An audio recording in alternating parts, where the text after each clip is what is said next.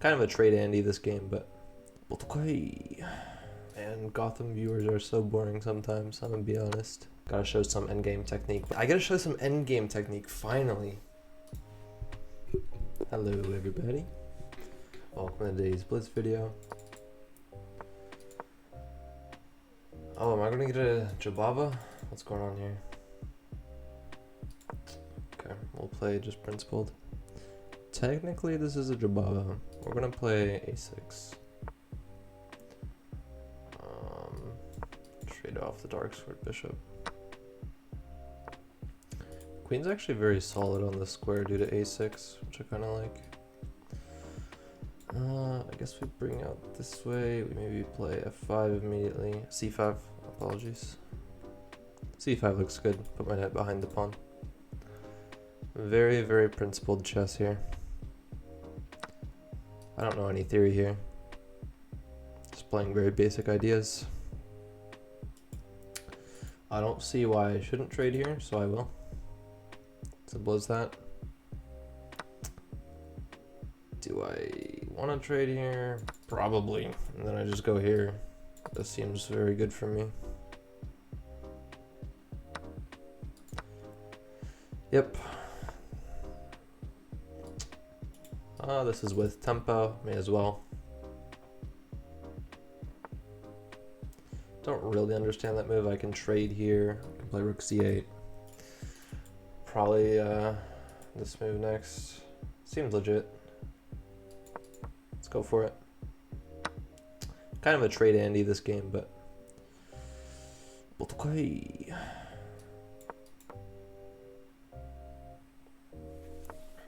Man, Gotham viewers are so boring sometimes, I'm gonna be honest. This can't be bad for me. Okay. Seems like this is good for me. I can play a5. a5 seems a bit too weakening. Let's bring our king towards the center. Yeah. Stop any infiltration now. Let's play g6, h5. Try to get some principled pawn structure here. We're on light squares, so I don't know. I might be wanting to play b6 eventually. Okay. Yeah, let's go for b6. I like b6. Not committing anything really yet. He wants to play g4. Can I stop it? Looks like I can, so I will. Does it stop it? Eh. I'll take with the h-pawn and chill. I don't like the infiltration here, so I guess I'll play a5, lock this pawn in place. Seems legit to me. Which way do I want to take? I think I want to take this way, so I have a g-pawn touching the h-file. Let's play this.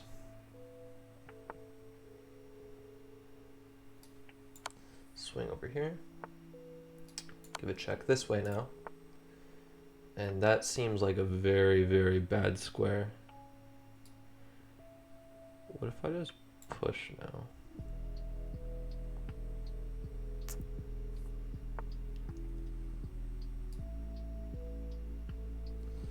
This seems very good for me. Because the king's cut off on the edge. That's why. Oh man, it just got a whole lot worse. What's my opponent doing? I'm winning for sure here. Gotta show some endgame technique, but I'm completely winning because the king is cut off. So yeah, there's very good endgame principles here. Now I just push the pawn and win. I mean, this is a very simple win. If he pushes, I'm literally just gonna push. Okay, I mean, this is very elementary.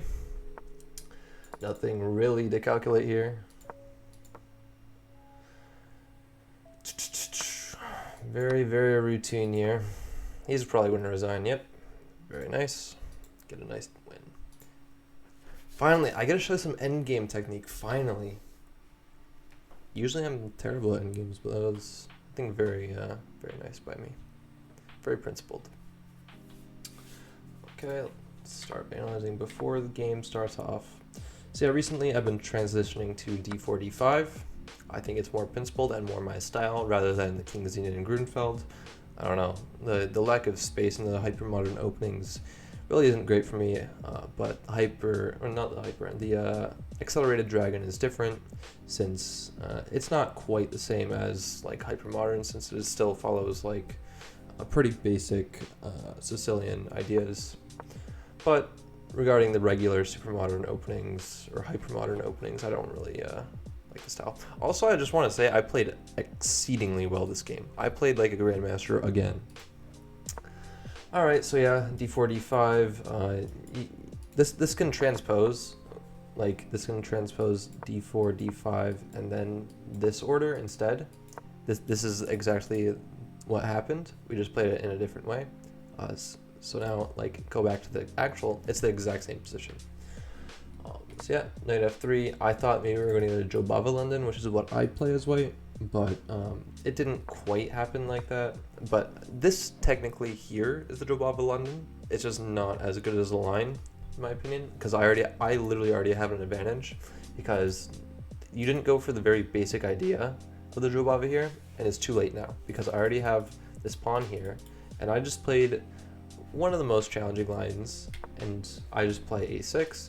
This stops any knight b5 ideas, which is like, it's just a very solid plan against the Jobava London, and it's like my principled choice against the Jobava, even though I don't know which theory there. Yeah, I mean, this is just all normal. I want to trade off the London bishop, which I think is also normal.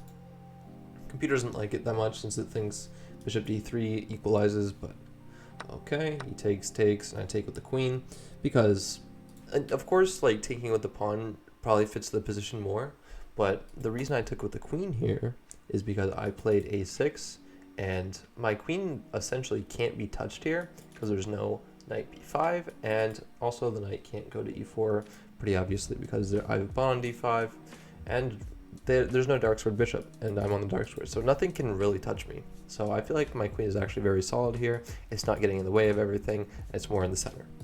So yeah, I like taking with the queen, and there's a minuscule difference in the evaluation. So I think my choice is justified. Castle here, everything's equal. It says c5 immediately, but I take a slower approach and play it, a move too late, but it's fine. He didn't play it correctly. He played this correctly. Yeah, I thought I just had to trade here, and apparently I played very principled and very, very solid chess, so good job me. That's usually what I try to do when I play d5, since I don't know any theory. Yeah, I played this one first since it came with tempo against the queen, and I want to put my rooks on, first of all, the open file, and then the second one I put on the semi-open file, so just playing very principled chess here. Yep, everything is just all good here. We're trading everything, so it's not looking too interesting right now, but I think the endgame technique was quite good by me. So takes, pretty obviously. Nothing really to explain here. I thought this was a big mistake, and the reason is, as shown in the game, after takes, I play rook d2. It likes this check, but here, let me show you the line, because it wants rook d1 check, king here, and now rook d2. That's the difference. And now you win a pawn by force, but either way, it's a good position. It calls this a mistake, but I still have a decent advantage. So Stockfish is just being a little bit harsh, but okay, we still showed good technique. Put my rook behind the very weak pawn. Essentially, this is the biggest weakness in white's position, so I'm like, oh, okay, may as well put my rook behind it and pressure it for the majority of the endgame. So now I bring my king to the center. I mean, this is just very basic principles. In the endgame, you want to bring your king towards the center, and I thought maybe you could play rook d7 here, but I just take. So yeah, again, king to the center, and now I can not worry about the rook ever infiltrating on these squares, and I can focus more on my king side now. The pawn structure, of course, I mean. So I play this very basic pawn structure with this setup, and then we have this extra pawn on e6, which is kind of nice. It kind of just stops my king from getting checked. The computer doesn't love what I did, but I still have an advantage, so again, I think it's being a little bit harsh. So yeah, h4, and then I play b6. It's a very flexible move, in my opinion, First of all, these pawns aren't weak because my king is again protecting the infiltration squares, and also if the rook ever moves, I can take this pawn and protect this pawn in return. So yeah, I mean, it was pretty obvious what my opponent wanted here. He wanted g4, so I attempt to stop it, which it doesn't quite stop it, but my opponent did it anyways, and again, the computer just doesn't agree with what I did, even though I still have an advantage. It just, I could have had a bigger advantage. But okay, it all went well, this is all fine. Yep, taking with the e-pawn is definitely correct to stop any advancement of the h-pawn. So yeah, I just walk forward this way because again, I want to stop any infiltration, even though it's not totally necessary. So I go check here, and now I'm completely winning. The computer's like -5, it'll find a mate if you let it run to infinity. There's probably a table base already or something. But yeah, now since the king is cut off on the edge, and first of all, this is already great for me, but my opponent makes it even worse. I'm guessing this is a mistake. Okay, no, next move. This is a mistake. Okay, the computer just thinks he's too far gone, but the valuation went down by 2 points, so it is a mistake. I don't know why computer isn't marking it as a mistake. And the reason it's a mistake is because now the king will never leave the h file. So I can essentially, just as long as I keep my rook on the g file, I can do whatever I want with my king, and this pawn is very strong. So essentially this rook can't do anything either. So that's why it's giving me such a great evaluation. So after he takes, yeah, I mean, I just have a great position. It calls it a miss. I had made 1, that's why it's a miss. So oops. I didn't see it. I was too focused on just this plan, which happens. I mean, you come up in the end games, you want to come up with plans and execute them. That's what I did. I wasn't really looking for mates, so that's why I didn't find it. Like, oh, okay, I can just promote and win very basically, but there was a made 1, so oops. And yeah, I mean, this is just very basic technique. You walk up, protect the pawn with your king, and then clear the back rank with your rook. Takes the pawn because he wants to play against a rook rather than a queen, but then he resigns because this is hopeless. You have 3 on 2, and it's also against a rook that will attack it very easily, especially with this backwards pawn here. This is just very easy for me to win. So yeah, nice endgame technique by me. Very principled chess. And now for the cap scores. My opponent had a decent accuracy of 81.5, and I had an accuracy of 91.0. So very good performance by me, even though I didn't play perfectly.